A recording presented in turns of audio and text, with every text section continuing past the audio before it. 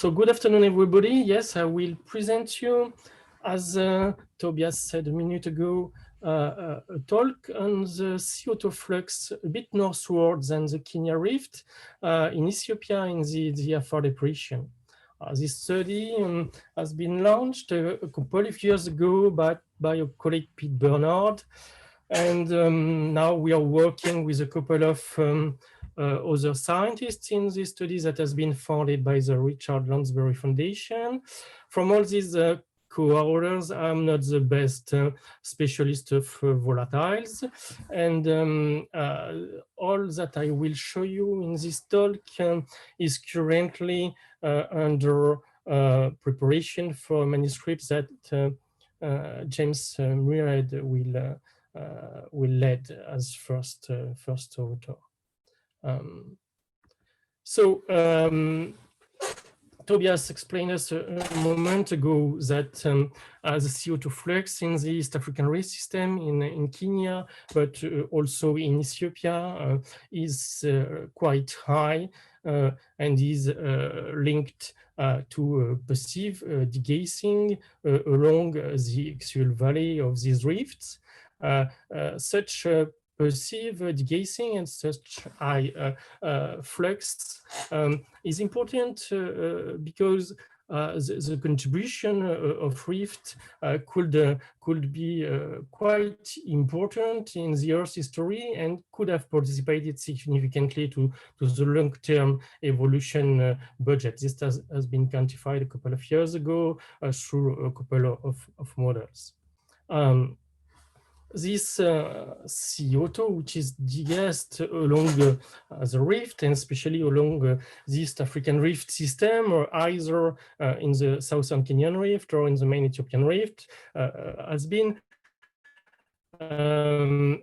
many orders, and these orders have shown that the CO₂ degassing is associated to strain accumulation in the rift along the faults, which can act as a permeable pathway, and more or less that this CO₂, which is passively degassed along these fault systems, is dominantly of mental origin.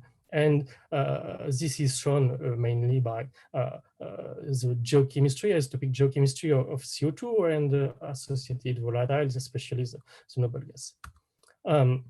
It has also been shown, and this has been developed a moment ago by Tobias, that the source, the mental source of the males is an important parameter to control the concentration of carbon in the males, and especially the continental light segmental and tritonic lithosphere can provide massive amounts of carbon in males due to the specific composition, which is inherited in such old minerals by billion years of metasomatism. So the estimation of flux along the East African Rift system, and especially the extrapolation from local data to big numbers is not easy, because the studies are done generally in some limited areas. It has been also shown by Unt et al. In the main Ethiopian Rift that the emissions are quite located close to the geothermal system. So the estimations are with large uncertainties, and there's also a potential strong mental source control on such gas emission. And also these flux are linked to magmatic intrusions, but can also be linked to deeper source of magmas associated to plume impeachments. So all these questions launched and motivated our study to investigate what are the CO₂ flux in the Afar depression, and would it be possible that these CO₂ fluxes in this area, where magmas are derived from mantle plume, would it be possible that the CO2 flux could be controlled by a source effect. So we have launched this study in the central Afar depression. Here you have a map of central Afar, where you can recognize from orange to blue all the thick volcanism emplaced during thin rift magmatism since 30 million years ago, and with the active axial segments in the center of the depression. So all this volcanism in central Afar is associated to a mantle plume. This has been shown by the geochemistry, and the extension is accommodated in central Afar mainly by magmatic intrusions. And you can see on this section that during extension, a lot of magma has been added to the crust, either as a dike intrusion or a deep underplating of magma bodies. So central Afar is really characterized by plume geochemistry and by a lot of magma added to the crust during extension since a couple of million years ago.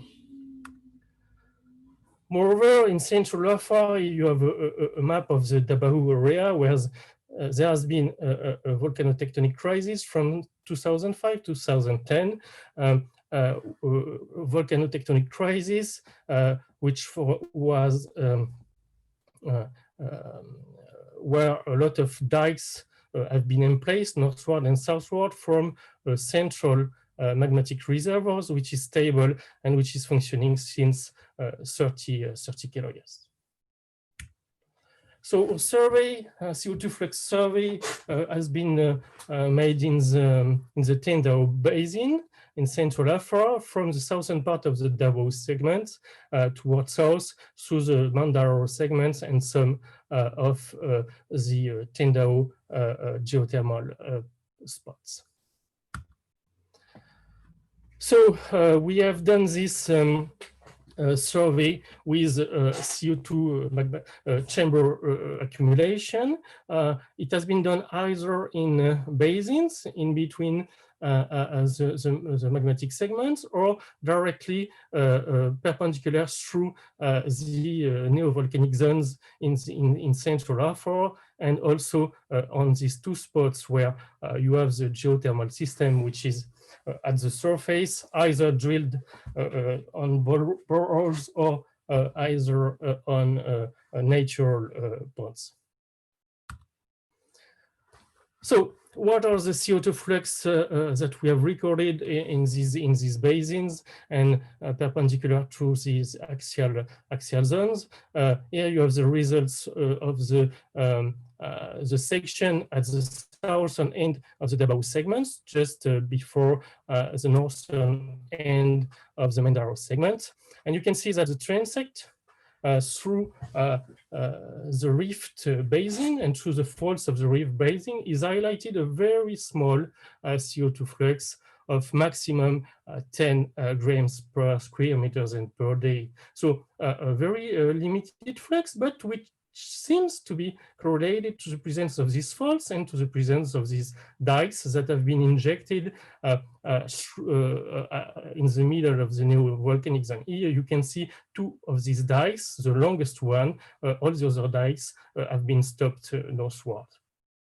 So very small CO2 flux in the axial valley of the Davao segment. Southward, along the Mandaro segment, the western part of the Mandaro segment, you can recognize also on this graph a very small CO2 flux, a bit higher than the regional background, which is also here associated to the neovolcanism south of the frozen lava lake and all the fissural lavas that have been emplaced a couple of thousand years ago. So very recent active magmatic activity.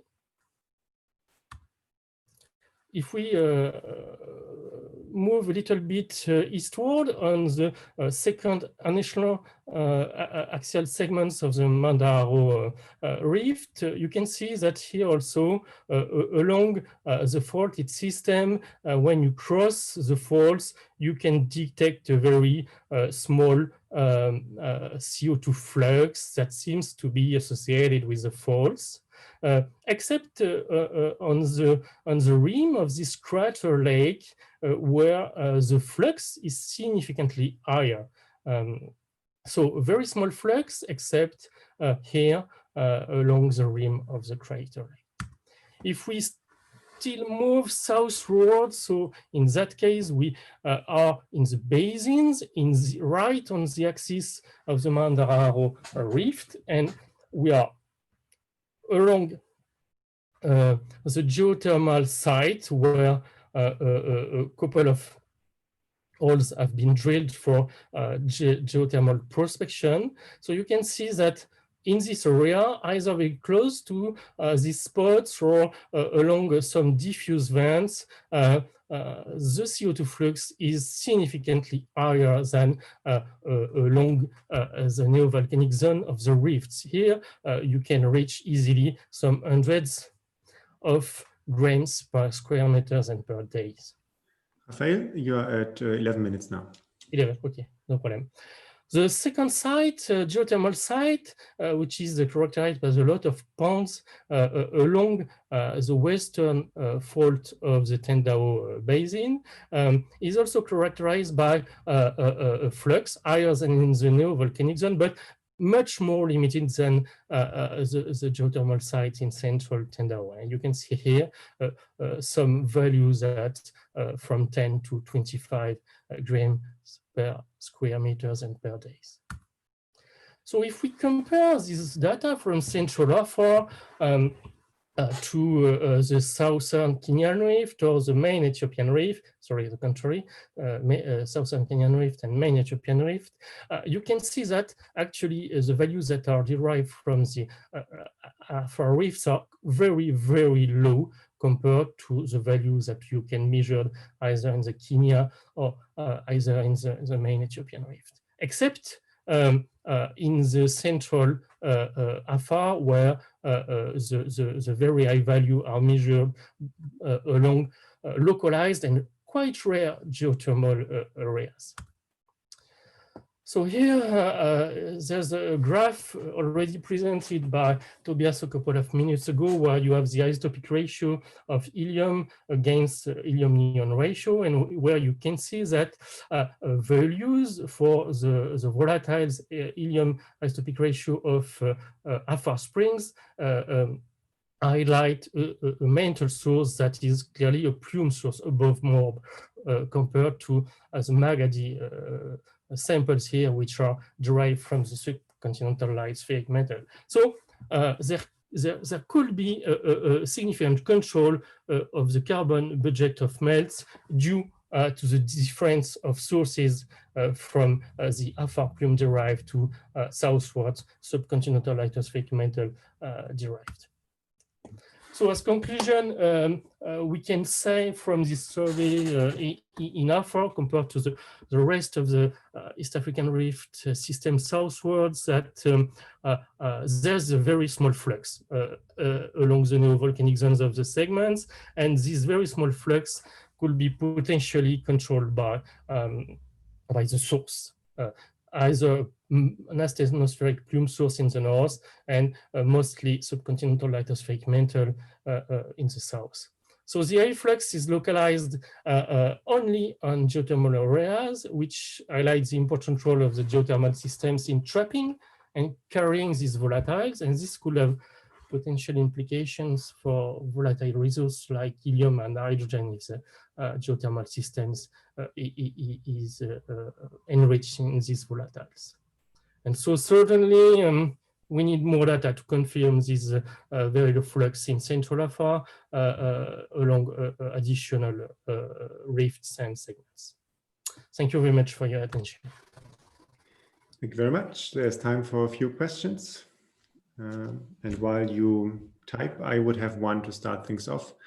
the flux density is low, as you show, so there's not much CO2 per square meter, but the area of Afar is much larger than the narrow rifts in Ethiopia and in southern and in the main Ethiopian rift and in Kenya. Did you balance that out? Could it be that the total flux is actually similarly high?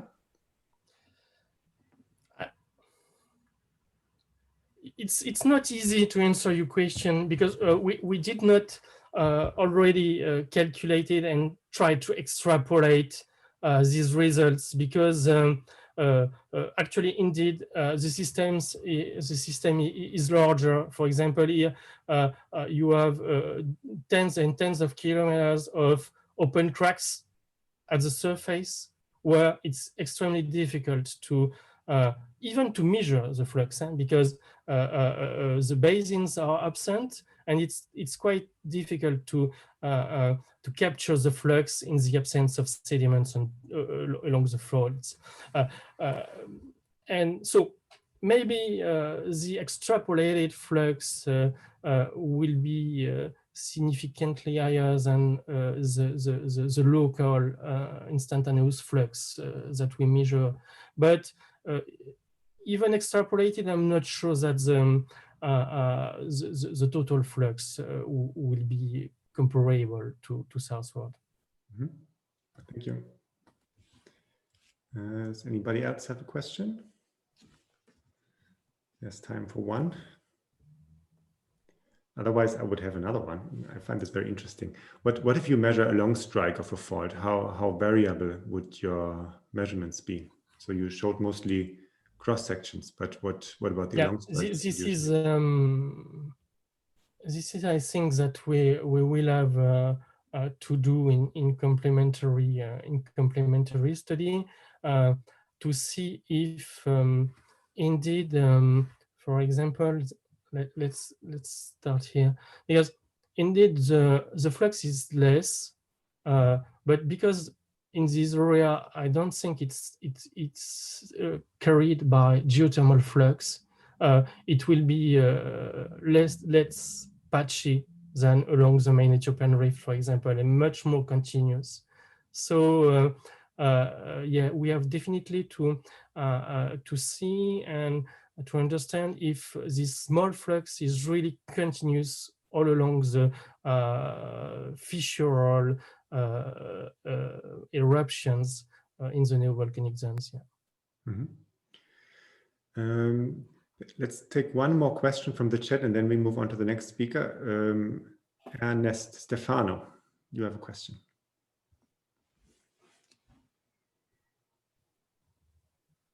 Yes, thank you. Okay, nice and very interesting talk from Tobias and Pik. So I do my PhD based on Rukwa, and basically I'm trying to do some pre-analysis for helium, radiogenic helium in Rukwa Basin in the Western Rift of the East Africa. But what we see, we just see a very close association of rich nitrogen and radiogenic helium as you go far away from the Rungwe volcanics. So I was very interested to see if you've got an association of nitrogen, particularly in the Kenyan rift and the Ethiopian rift. Do you want to comment on that? I can comment on it if you like, Raphael, quickly. Yeah, so the nitrogen flux, we haven't calculated that yet, but the gases in the Rukwa region are extremely nitrogen and helium rich. Once you move towards the Rungwe area, that completely flips and they become nitrogen poor, helium poor, and CO2 rich, right? So we think that the helium and the nitrogen are generated in the crust or in the craton with some process. And so you would expect that you would have very high nitrogen flux in the Rukwa area, but we haven't, I have made some back of the envelope calculations, but we haven't really, really calculated it yet. Okay, thank you very much. Thank you, Tobias and Raphael, for this excellent overview about degassing in East Africa. And now we switch the places and move to Italy with Carlos' last talk today.